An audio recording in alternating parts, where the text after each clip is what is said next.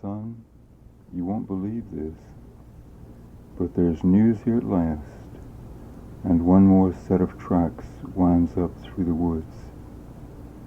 For somebody's followed me home from the forests old, a lady grave and gentle, poised, of noble bearing, with staying power, and with a knack for surviving, well, God knows what.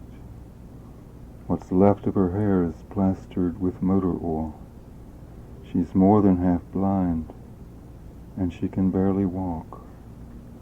But she keeps coming on like a queen, serenely, commanding confidence in you and in herself.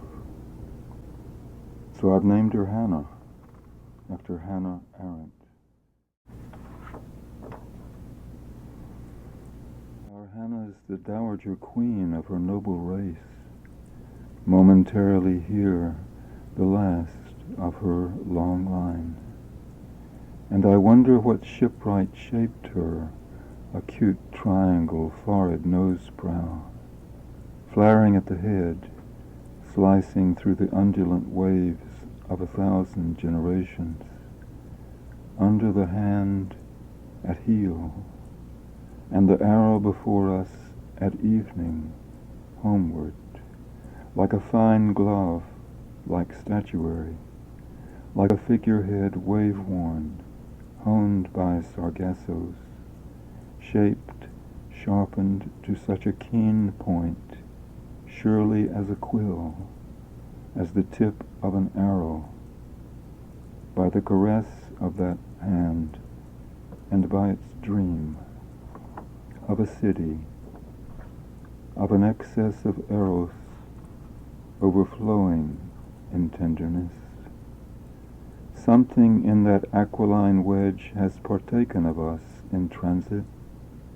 It feels almost fragile now, as a human skull, as the hand of a Horowitz, braced before Beethoven. It points us on gravely, asks us to go on. At the top of the path, looks back tenderly, the sharp skull pointing for the round one, our many-directioned quiver, with its billion darts, some poison, up the millennia, saying as she turns her head, "Thanks, Master," returning thanks, but with one grave demand, never to stop.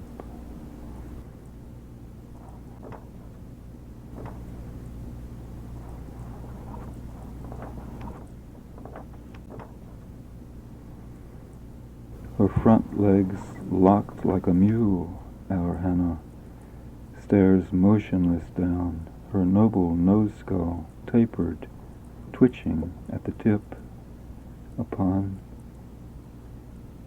ethoxygen, ethylene diamine, dihydroiodide, choline chloride, dimethionine, paradoxine, hydrochloride, xanthan gum, and cereals, distillers, dried solubles. After 1,000 centuries of red-blooded breakfasts on the bones of Europe, and 2 or so on Little Walker, on the scraps of pork chops, in muttering dog monologue, "Wohin? Doggone, whar's the ham bone gone? This ain't what I grew up on."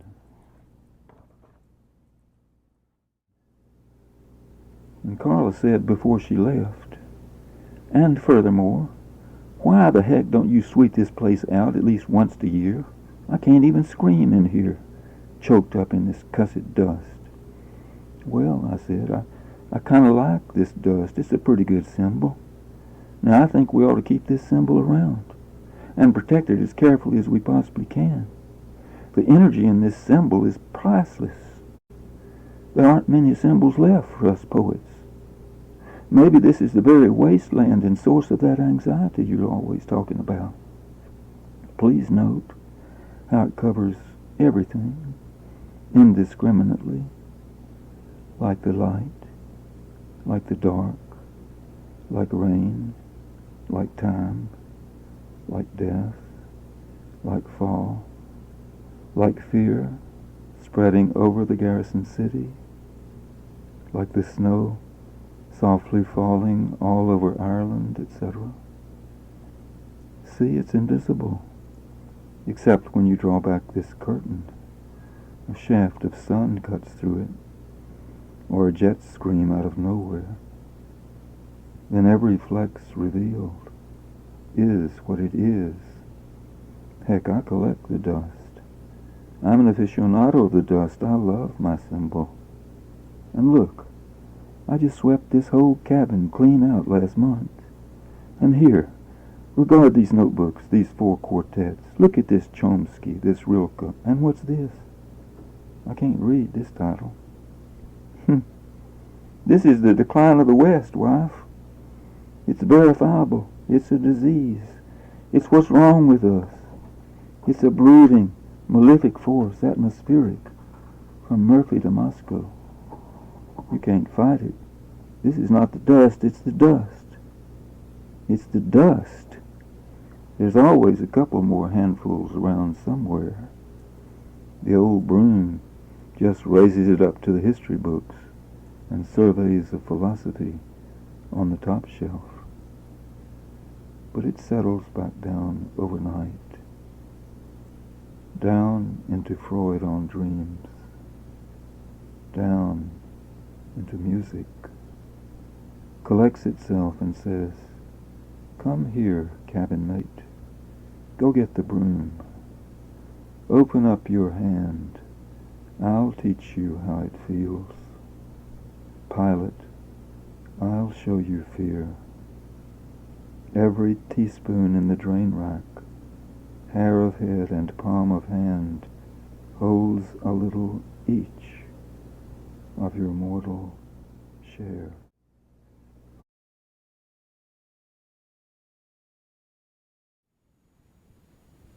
One day on Little Walker, passing the time, talking to Beulah, complaining about fall and the hot roads, how hard it was to keep antifreeze in my little Datsun these days. Beulah says, "Well, talking about how hard it is and used to be and all that, during the war this antifreeze had a quote on it.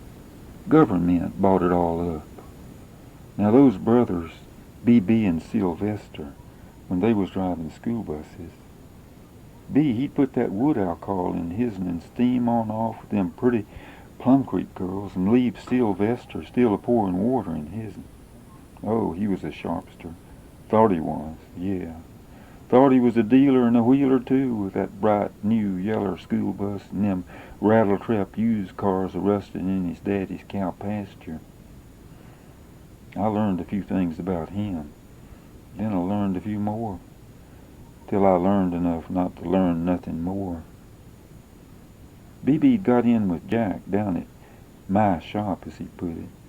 Well, one night in '44, when I got off work at the plant, I left my little Chevy coupe with them to boil out the radiator, and instead of my antifreeze, they slipped me this wood alcohol.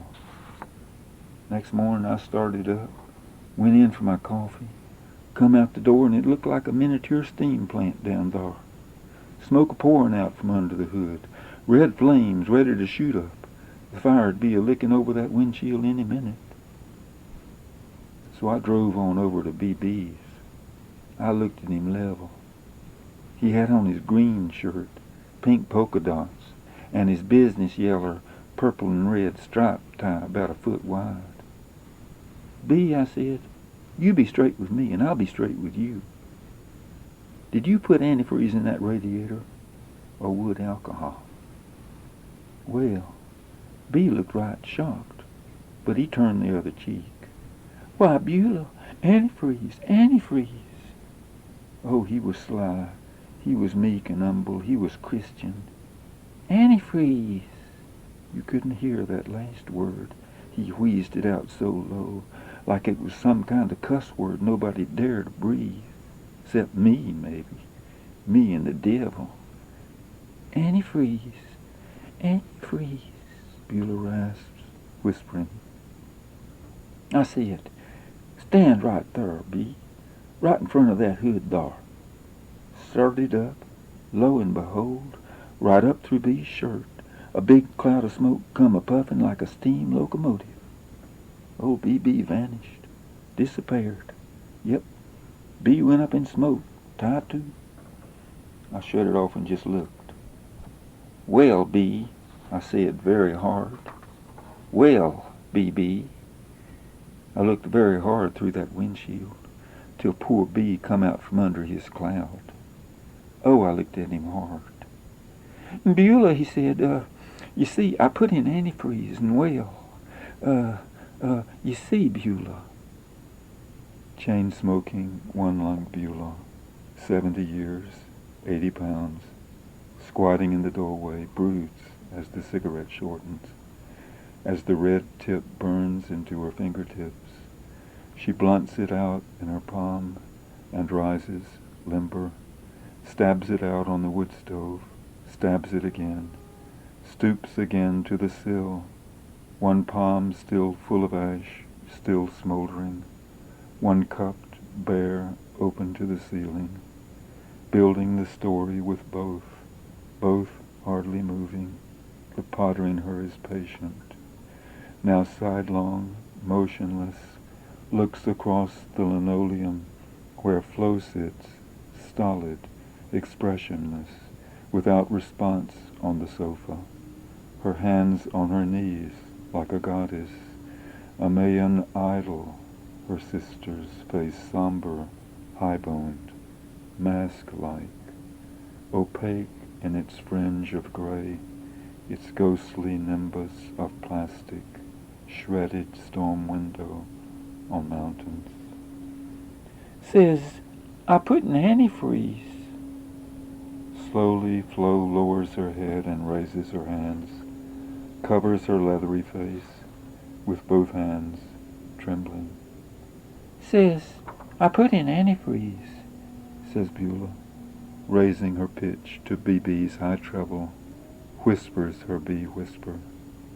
Like a tremor of earth passing under the sofa, her shoulders shaking, less sound than vibration, Flo emits one low, prolonged chuckle. Gasping, doubled over, struggling for breath, her voice quavering with B quaver, Beulah rasps. Says, I put in antifreeze, but it come out wood alcohol. Flo lowers her hands, bares her dark face to the room, broken into 1,000 wreathed lines. But it come out wood alcohol. Laughter, Beulan laughter, flown laughter, doubled, redoubled, trebled, trembled over. A keg full, a room full, a bubbling room with a spout, a living room's warm cauldron, a cunning, red mountain pot of the low, hushed laughter poured out entire, to raise it to my lips, to quench my thirst, to build a room, to fill a room full of that laughter, raised though it be in fall.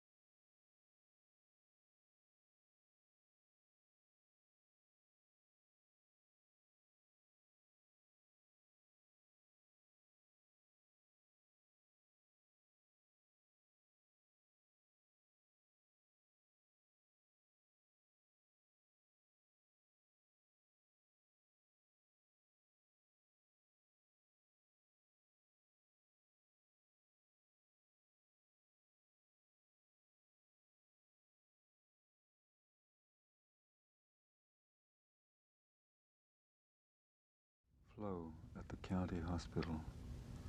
Her blood-caked mouth clotted around inner rim. Her upper lip pulled back over teeth. 3 uppers too loose, 1 lower, chipped, dark, worn to the gum.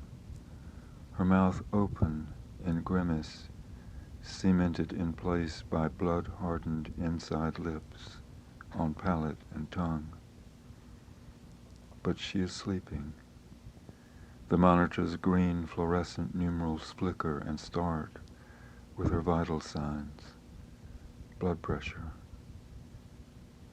Yesterday morning, whispers Sadie, at 6 a.m., it was 0 over 0.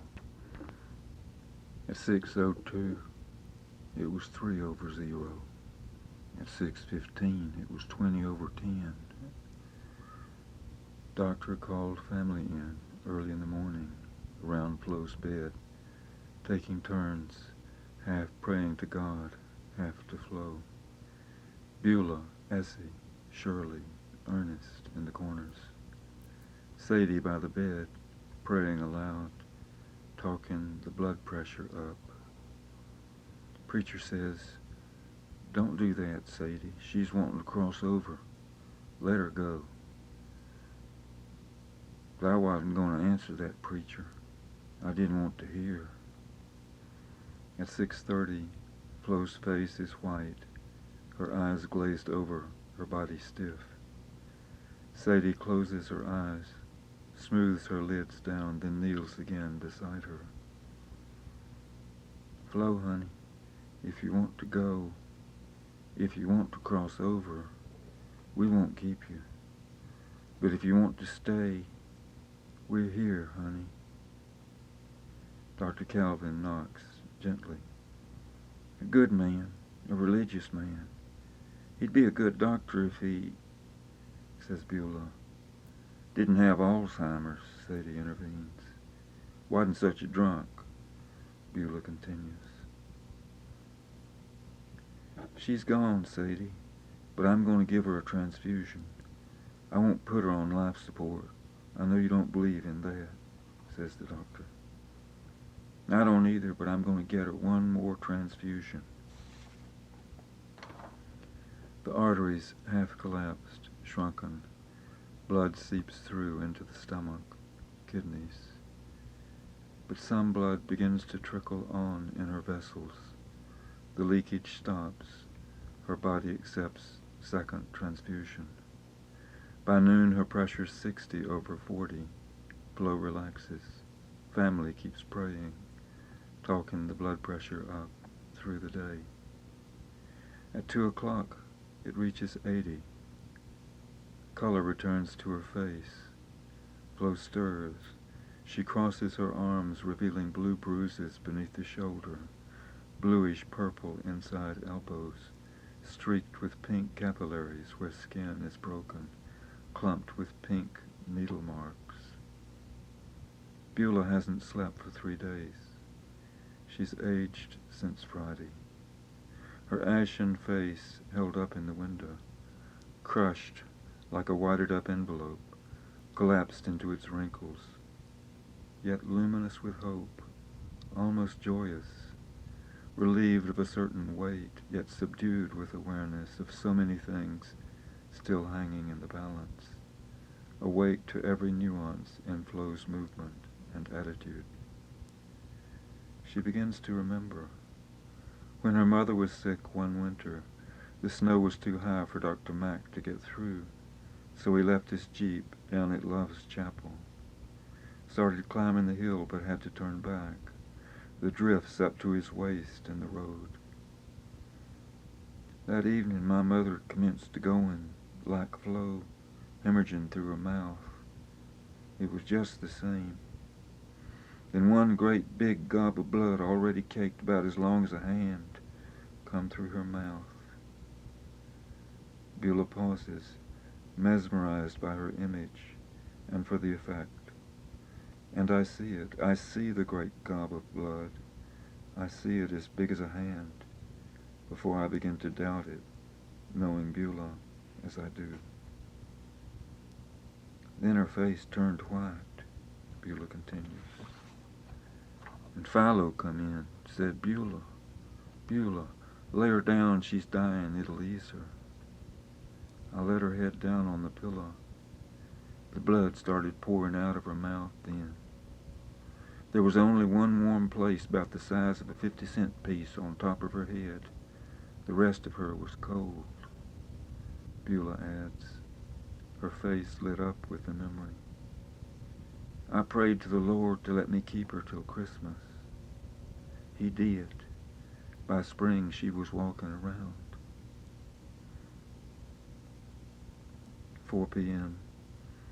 Beulah's still reminiscing when Philo comes in. Philo Lightfoot. His is another story.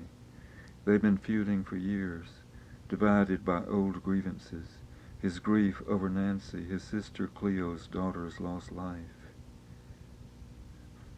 Phil blames Beulah for this, because she used to compose love letters for Nancy without her knowing, and mail them to Ward Asher in Atlanta, knowing he was the no-good, mean, dirty, ignorant, shiftless, but maybe not knowing how cruel he was or would become. Running from the law. They'd been drifting apart, him in these far-off places. Then Beulah busied herself, got involved, fell head over heels into Nancy's romance, composed these passionate letters. Phil never quite figured why. Was she in love with him too, smitten by this swarthy stranger with the shadowy past in the distant city, looking back to his sweet, homespun beauty, her innocence, so different from him, from all he knew? Did she take pleasure from that? Was it a replacement, like a harlequin romance, for her life that had gone wrong? And Sadie's? Was she wanting to get back to her own dark husband? Did she enjoy writing poetry? Was she trying to lead Nancy into the same trap Sadie'd fallen into? Because Sadie's marriage had just then hit the rocks. Tracy'd left, and he was bringing his women around up the drive at night to torment them all. Sadie crying in the bed, moaning and sleepless. It was the letters saved Nancy with Ward Asher, Beulah's high-minded inspiration and romantic poetry. It had brought him back, all right, and destroyed Nancy. And now there she is, in that rat-infested hole down in Bristol, bedridden with this rheumatoid arthritis, with her retarded daughter's 2 illegitimate children, existing on $110 a month. These old resentments, smoothed over, but rooted. The roots nursed, watered, and fed by petty differences, day by day, ineradicable now. But Philo really enters the room, dapper as usual. He's wearing his white Texas hat with a mauve and pink feather, string tie, western dress boots, fancy blue embroidered dress shirt, and a pair of worn blue jeans which once fit perfectly, but are now several sizes too large. He's very thin, and his body sways from side to side. He's been on the couch for days in front of the TV, which he mostly hates, down with that old cancer, as Cleo calls it, but which he calls his stomach ulcer. He's almost as thin as Beulah, weightless and luminous. He enters with great flair, not removing his hat, a smile on his face, in its shadow, swaying. His jeans seem to loft and billow as he drifts in, over his emaciated thighs. There's a great glow about him, a charisma of surprise and drama, which Sadie responds and adds to with her own subtle instinct for it. "Oh, Philo, thank you for coming," Sadie says. "Phil, I've always cared for you, you know that. Those old things we said, those arguments we had, they didn't mean a thing, honey." In a moment she gets around to it. "Philo, I've always loved you." Phil basks in this for a moment, then goes over to Flo. He smooths her face with his hands, large, rough, capable workman's hands, which hang like leather gloves, flesh-covered from his brittle, thin, rope-veined wrists and forearms. He traces the side of her face, barely grazing her clotted lips with his calluses, his fingers stiff and aloof, whispering softly, "Hi, Flo, honey. It's Philo come to see you. Hi, Flo. Flo, Flo. Flo, honey. Do you know who this is? Do you know who this is, Flo, honey? It's Phil, your old friend, come to tell you to get well." By his right foot, the plastic bag, half full of yellow fluid, shot through with dark specks, connected by a clear tube to her side. He lifts the sheet over her arm to look at her bruises and uncovers the tube where it's bandaged. He replaces the sheet, tucks it up to her chin, worries it into place. He smooths her face and hair, barely grazing it with his palm. Beulah rises from her chair near the window, walks past him to other side of bed, looks down at Flo, then up at Philo, across Flo. I remember him saying the night before, "If there's anything like heaven, Flo will be the first to get there." Then, in a depth of years, the halo of respect in his voice, whenever he speaks of her. Flo with the pine torch held high, walking Cleo back through the Jemison Gap after corn husking, the wildcats screaming above them on the ridge where my cabin is now. Beulah says, "I've just been telling Jack about how Mama come back such a long way after her hemorrhages. Do you remember?" Philo nods. "That time when you was there," Beulah says, "I was telling him, and the blood come out of her mouth so thick. In a few months she was back cooking supper for us." Philo says, "I remember. Yes, yes, I remember that." They look at each other level, and each nods and looks down. Flo's pale body covered with bruises, unconscious between them.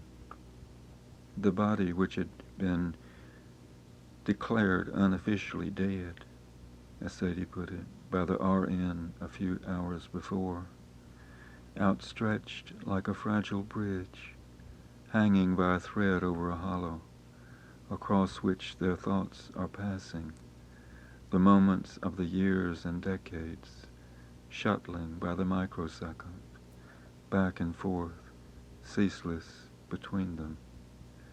The old pain and grief, the old tenderness, the old bitterness, and the old forgiveness. You must be born again. "Look at the bottom of her feet," says Beulah.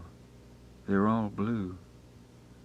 Philo lifts the sheet again at her feet, peers at Flo's feet, takes one in his hand and holds it, massaging gently, pressing it and relaxing, as if unconsciously squeezing the life back into it and testing it for life, tentatively, with the old tenderness, asking if it's alive and for life.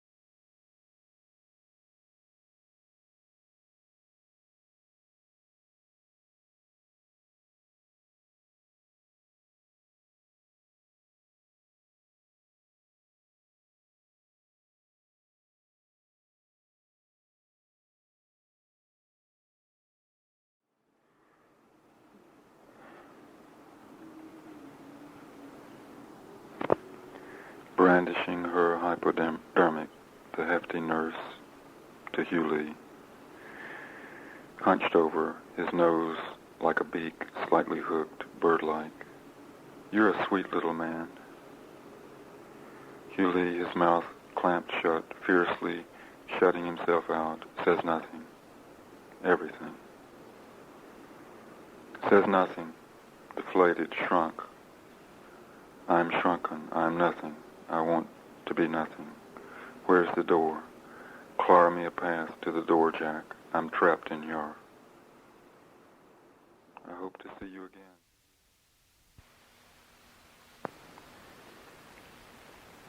I hope to see you again.